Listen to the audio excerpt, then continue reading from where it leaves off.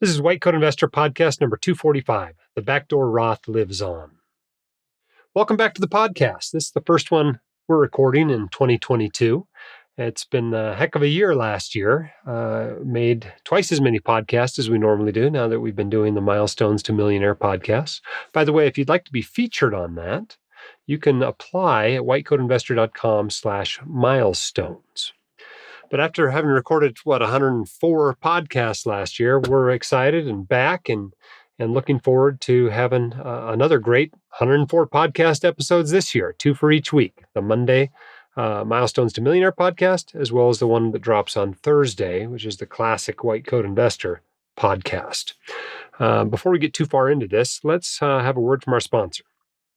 Shopping for disability insurance is complicated enough. Wondering if you are getting the right coverage, unbiased advice, along with the best prices and discounts, can make the process even more overwhelming.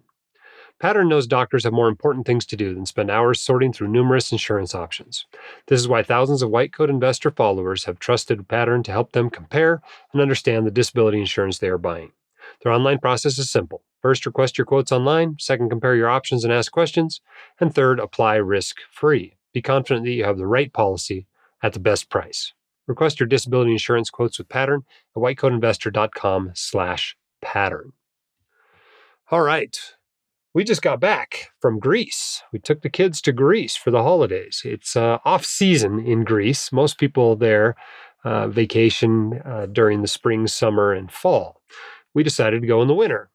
Nice thing about that is it made social distancing really easy. In fact, we had the Acropolis to ourselves when we went up there first thing in the morning, wearing ski hats and gloves. It was a nice experience, though. One of my favorite parts of it was going to Meteora. If you've ever been there, it's a pretty cool place where they built a bunch of monasteries in the 1300s, 1400s, 1500s on top of these peaks. I'm amazed at the first monk that got up there. But for hundreds of years afterward, the only way anybody got into those monasteries was either by going up a rope ladder or by being hauled up in a net using a winch. They actually put staircases in the 1920s. But at that point, I think they realized that they weren't as safe as they used to be now that air power existed. At any rate, very cool place, beautiful, beautiful monasteries on top of these craggy peaks. Really pillars of stone in Meteora. We spent a little bit of time in the islands. Wasn't quite the balmy experience I think a lot of people have in the Greek islands, but it's still wonderful to, again, be there in the off season and be able to enjoy that without too many other people around.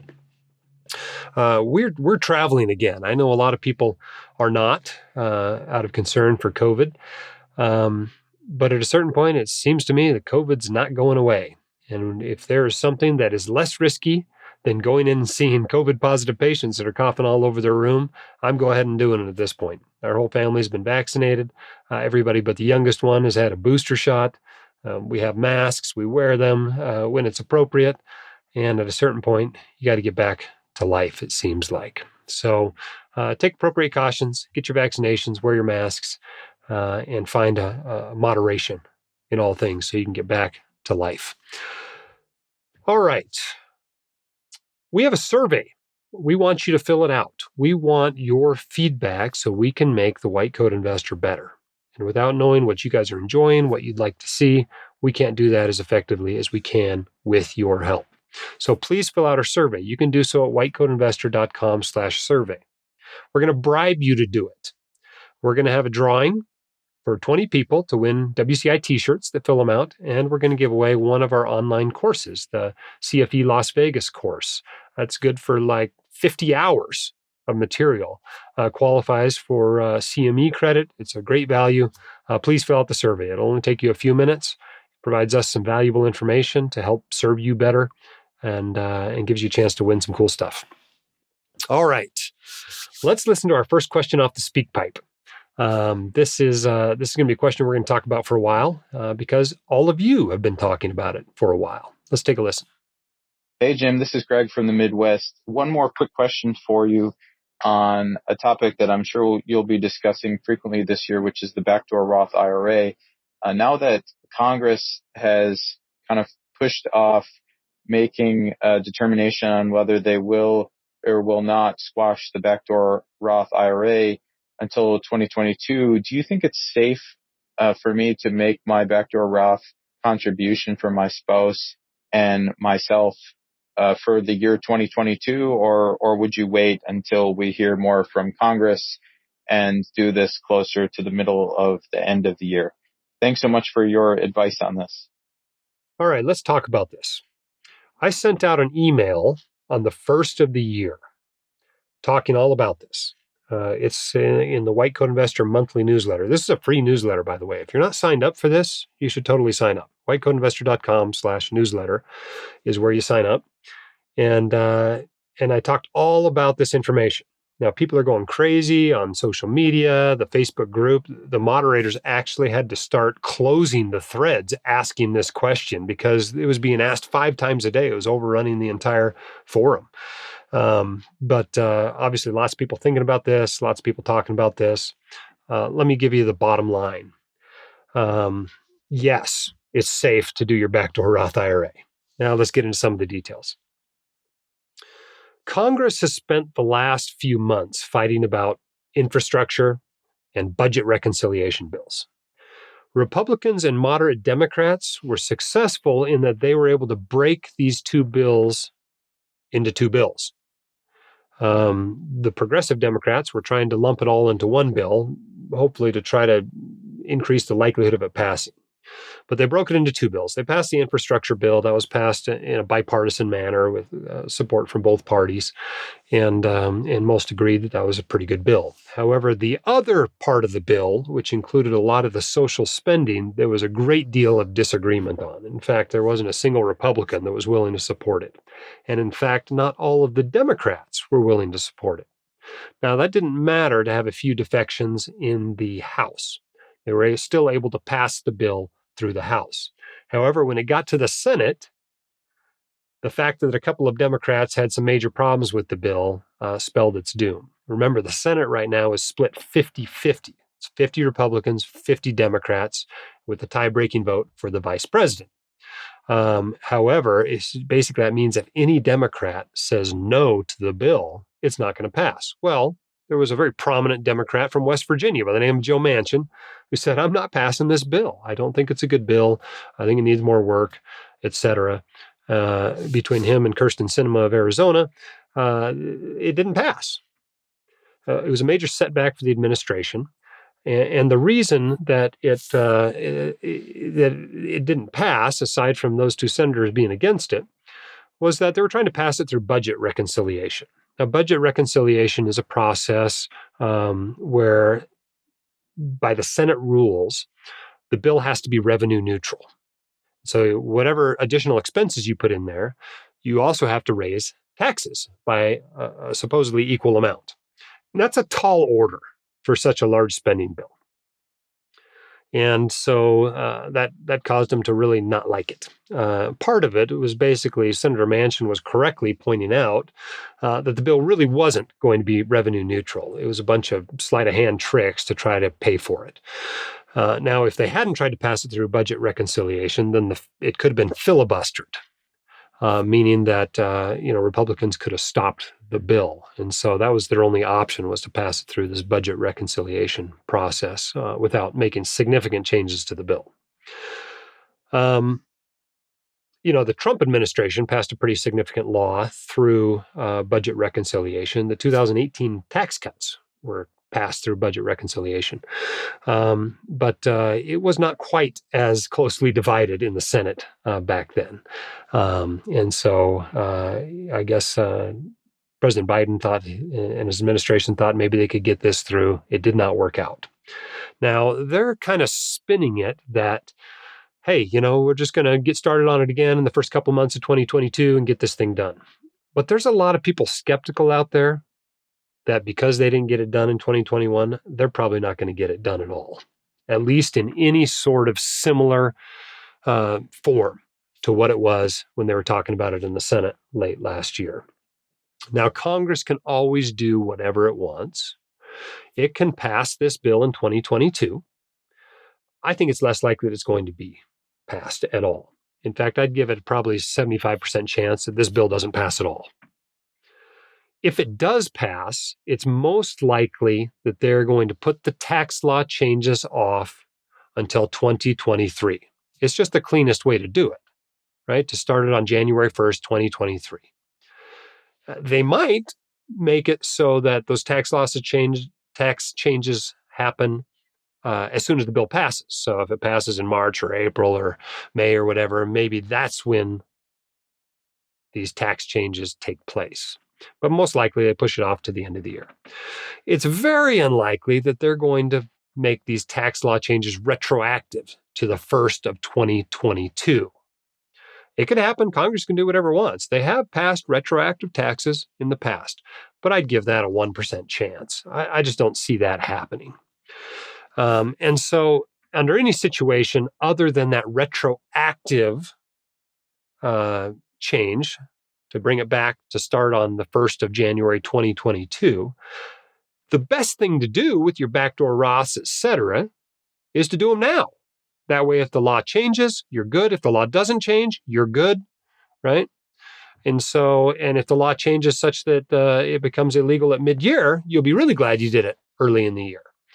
But if they do it retroactively, such that you can't do it in 2022, despite the fact that they don't pass the law till halfway through 2022, then they've also got to provide another change to the law, which is to allow you to undo it.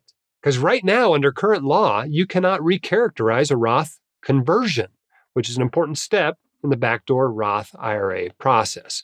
And so they would have to change that law to allow you to, those of us who have already done it, to undo it. And I just don't see that happening. I don't think it's going to happen. So if you like doing backdoor Roth IRAs, if you do it every year, nothing's changed. The law has not changed. You can still do a backdoor Roth IRA for yourself and your spouse. And so I've already started mine. By the time you hear this, I'm recording this on the 3rd of January. By the time you hear this next week, mine's going to be complete. Another thing that tax law was going to change was to get rid of mega backdoor Roth IRAs, which is something that Katie and I have been doing the last few years. Well, the law didn't pass. And so that's still legal too. So we're doing that this month as well for the same reason. Okay. Now here's the promise I'll make to you. If it changes retroactively, I think this is very unlikely, but if it changes retroactively, I will do a blog post that walks you through step by step how to undo your backdoor Roth IRA. And you can do it together with me. Otherwise, I would not give any fear to going ahead and doing your backdoor Roth IRA. I don't see any need to wait a few months to see what Congress does. I think there's risk that they could pass it and outlaw the backdoor Roth IRA at mid-year. If you wait, you might miss the opportunity to do it for 2022. I think that risk is a lot higher than the risk of it being retroactively implemented to the 1st of January.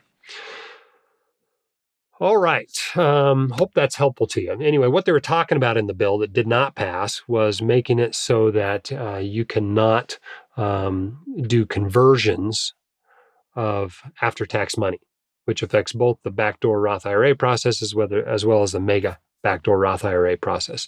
They're also going to outlaw all Roth conversions for anybody making $400,000 or more. There were a lot of other changes in it. I was grateful for some of them. The talk about changing the estate tax exemption was enough to get me off my duff to go do some serious estate planning. But hopefully you didn't do anything out of fear of this bill passing that you now regret. Okay. Hope that's helpful as far as the backdoor Roth IRA. I'm doing mine. I think most white coat investors are doing theirs. I would not necessarily wait to do it.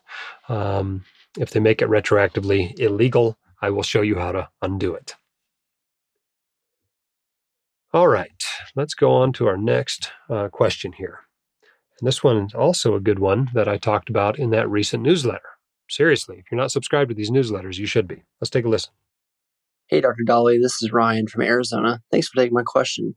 I just want to know your opinion on if I should refinance my student loans now to potentially capture a low interest rate or wait until January 30th, in case the government decides to pause the student loan interest rates again.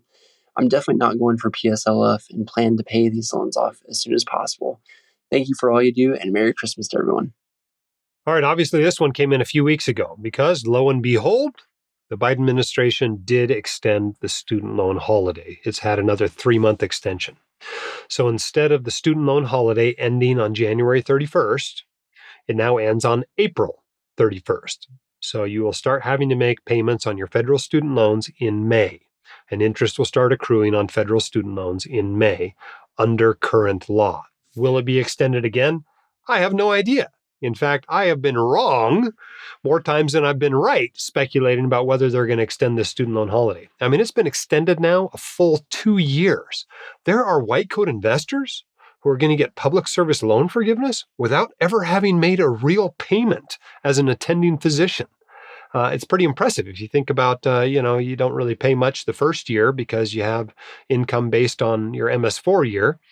And then you spend, say, 5 years in residency, a couple of years in fellowship. By the time you come out, you've got 8 years of payments already. Then you got 2 years of student loan holiday payments, and you get public service loan forgiveness. It's a pretty good deal. So for anybody going for public service loan forgiveness, this has been a massive, massive boon. It's been great for them. They love it. The problem is maybe it's not the best policy out there. I mean, if you think about who benefits from the student loan holiday, it's the same people that benefit from widespread mass forgiveness of student loans, right? Educated people that generally have good jobs and good incomes. Whether that's good policy or not, I'll leave up to you, but it is a problem with this student loan holiday continual extension thing. However, for a lot of white coat investors, this is a very good thing. You're saving thousands in interest. You're able to use your money for other things. You're still qualifying for public service loan forgiveness despite not actually making any real payments. There's no doubt this is good for many of our readers. So the right answer to this question that was given to us back in December was, yeah, you should wait because they're going to extend it again, right? And so they did extend it.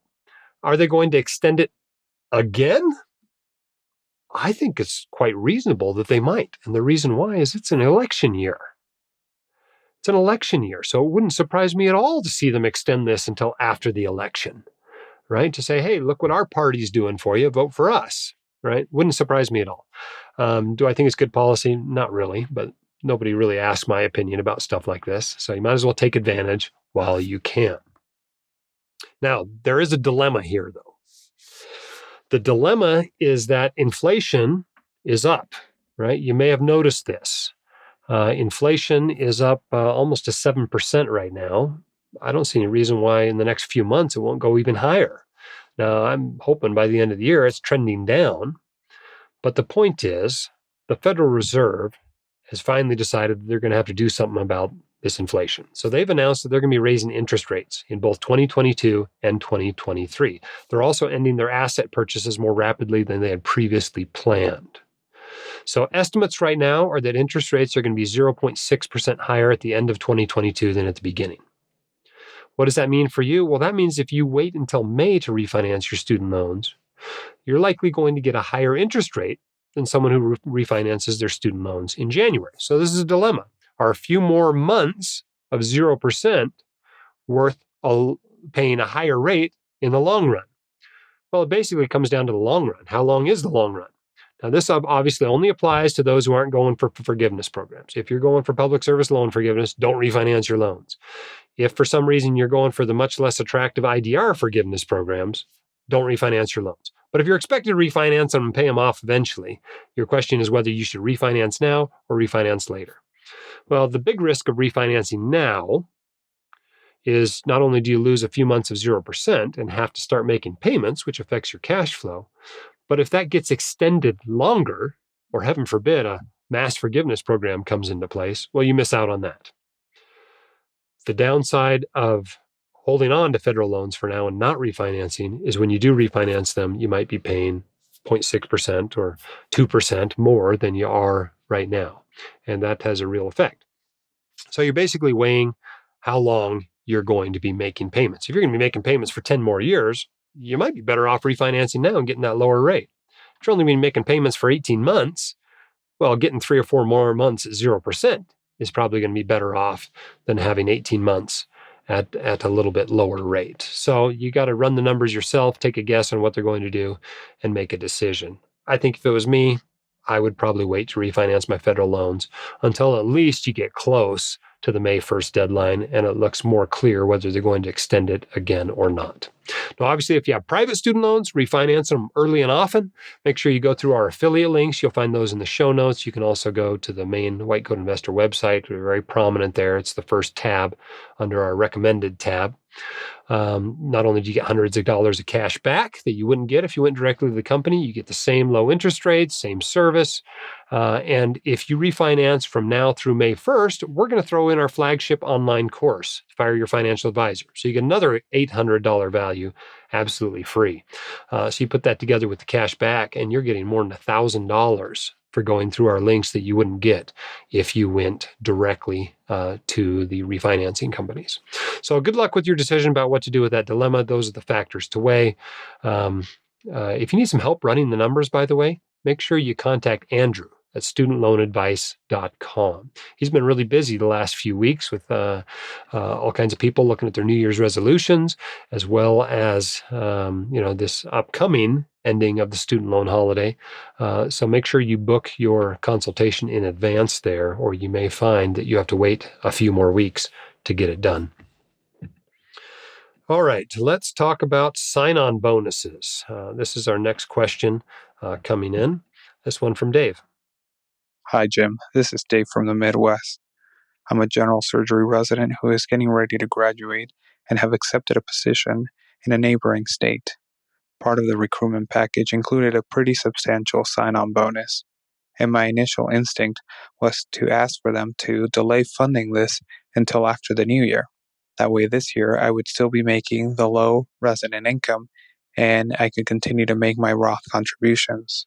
But I was wondering about any advice that you could give about the timing of accepting such a sign-on bonus, and also advice that you can give to residents who are getting ready to make the transition from a resident income to attending income and the tax implications that we should be aware of. Thank you for all that you do. Hey, I appreciate you guys leaving questions on the SpeakPipe. They make for great content on the podcast. If you want to get your questions on here, you can go to whitecoatinvestor.com/speakpipe and we'll get them on.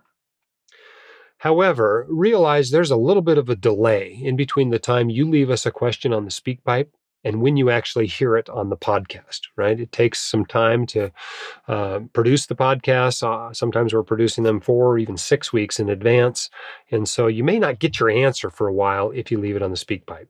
If you have something that's really timely and you're looking for help from me on it, you might try sending an email, editor@whitecoatinvestor.com. But let's answer this question anyway. It may not matter to Dave, but it probably does matter to somebody else, and it'll matter next year anyway. Here's the deal with sign-on bonuses. As a general rule, when people want to give you money, you should try to get the money as soon as possible. Then you can put it to work. You can use it to pay off your debts. You can use it to bump up your emergency fund. You can use it to max out retirement accounts. You can get it in the market and get it earning money. So getting money earlier is almost always a good thing. The only time it might not be a good thing is if your tax bracket is going to go up, or if other way you're able to delay the tax payment on it. But in this sort of a situation where you're going from a low tax bracket as a resident to a tax bracket that's higher as an attending, you want to get it in the previous year, right? So you pay a lower percentage of tax on that bonus. So if someone's offering you a sign-on bonus, try to get it in that year where you don't have any attending income, right? It'll be taxed much lower. Now, remember, some of these bonuses, they withhold some money from it, right? Sometimes 25% is the number they withhold. That's not your tax that you owe on it, though. You'll owe tax according to your tax brackets. Just because they withhold something doesn't mean you're going to have to pay that. You may get it back at the time when you file your taxes as a tax refund. But in general, you want to, bring expenses forward to lower your tax bill. You want to move income into the year. Sometimes you want to push it off if your tax bracket's exactly the same, and that helps you to delay paying taxes on it. But for the most part, someone coming out of training, you want it in the earlier year where your tax rate is lower. Hope that's helpful. All right, those of you out there on the front lines, nobody said thank you today. Let me be the first. It is not an easy job you do. That's why they pay you so well to do it. And a lot of you aren't even getting paid that well to do it. You're still in residency or fellowship, and you're just getting hammered right now. I know emergency departments everywhere in the country are boarding patients much more than they normally do, and being run ragged. While the docs have it bad, I think the nurses have it even worse right now. I can't believe how many nurses are quitting or going to do travel nursing, bouncing around because they can get paid more as a travel nurse than they can as in a regular job. And so it makes for very stressful moments at work these days. No beds, everybody doing more than they expected to have to do. So it's difficult. Thank you for what you do. Stay safe out there. Our next question comes out of my email box. Let's take a listen. I'm an employed physician with income that typically places me in the highest marginal tax bracket. Due to the nature of my work as a W-2 employee of a health system, my savings plan has always been fairly straightforward. Contribute the max to the employer-sponsored 401k. The plan did allow for an additional $24,000 in pre-tax contribution called Tier 9 on top of the standard $19,500 employee contribution. As an aside, I'm not sure if this was considered an employer contribution or what, but this wasn't really employer money. They just reduced my negotiated salary by $24,000 and paid me that amount into the 401k instead. I'm not sure what to make of that. It sounds like an employer profit sharing kind of match to me. It's essentially the same thing I do with my profit sharing contributions from my partnership. The questioner says, now this is changing. The old 401k is going away. The new plan does seem a little better as it allows for traditional Roth and after-tax contributions, and it allows in-plan conversions. That's great. Assuming Congress doesn't change the laws on mega backdoor Roths, you'll be able to do that going forward. It also provides a 40%, 40 cents per dollar match, which is something the old plan did not offer. It's great. It's always nice to get a match. The rep told me that in order to maximize the match, 8% of salary with the max of $305,000 for the calculation purposes, I need to contribute $24,400, which is obviously above the $20,500 limit for 2022. In order to circumvent this, he said I should make an additional after-tax contribution of $3,900 to the plan to get all the match. Does this make sense to you? Sure. They're going to match after-tax contributions. It's a little weird, but if that's what it takes to get the match, that's part of your salary. You want to get that. If I'm doing the math, it seems that this would earn me another $1,500 per year, so it seems to be worthwhile, although I couldn't help but feel like it was some kind of sales pitch. The plan does have a Fidelity S&P 500 fund where I keep 100% of my funds. It doesn't seem like a sales pitch to me. I mean, if you can get an extra match, I'd take it. If you can put more into the plan, I'd take it. That's usually a good thing. I mean, assuming the plan doesn't have some terrible expenses or something. But even then, most of the time it's worth using a 401k because your money won't be in there that long. You may change jobs or you may roll it out to an IRA or whatever. Okay, the second question is, because they're doing away with the Tier 9 plan for additional savings, my employer will now offer a defined contribution plan. It is a non-qualified plan called a 409A, where the money is held in a rabbi trust. Now, I've listened to nearly every one of your podcasts and read the blog near since its inception. I'm not sure I had ever heard either of these before. Would love to hear your thoughts. Tentatively, I'm planning on contributing roughly the same amount, but might skip it and just use a taxable account instead. Looking to you for advice once again. Well, it's a little bit tricky when you start getting these odd plans. When they're non-qualified, it means you got to read the details very carefully. When it's a new type of plan, like a 401A or whatever, where the money gets put in a rabbi trust, the devil is in the details. A lot of times these plans end up being some sort of weird whole life insurance or variable life insurance plan that somebody's talked to your employer into offering you. And in those situations, it really depends on how much of it your employer is paying for and how much of it you've got to pay for it. So you got to get the plan documents. You got to read them. You got to understand how the thing works. You need to understand the expenses. You need to understand the available investments. You need to understand if it is your money or if it is someone else's money, right? Is it the employer money or is it your money? Because in some situations, that's an asset protection concern. If your employer goes bankrupt, they can get that money. That's the employer's money still.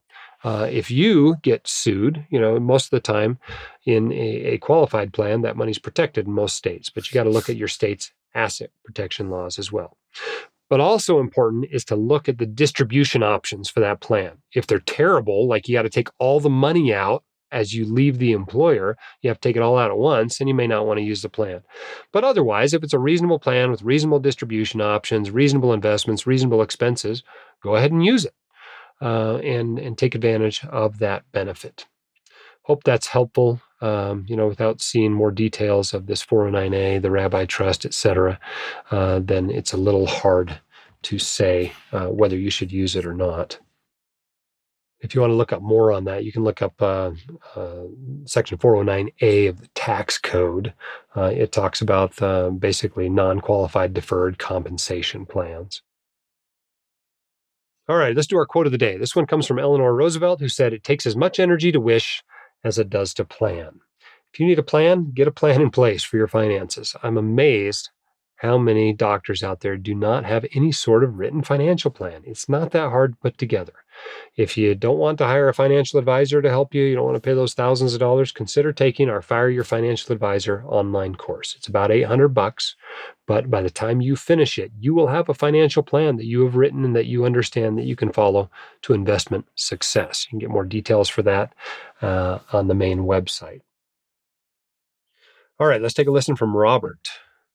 He's got a great question on the speak pipe about super savers. Jim, there have been many times on the podcast where you have mentioned how certain strategies might not apply to super savers. At what point do you consider someone a super saver? How are the strategies different?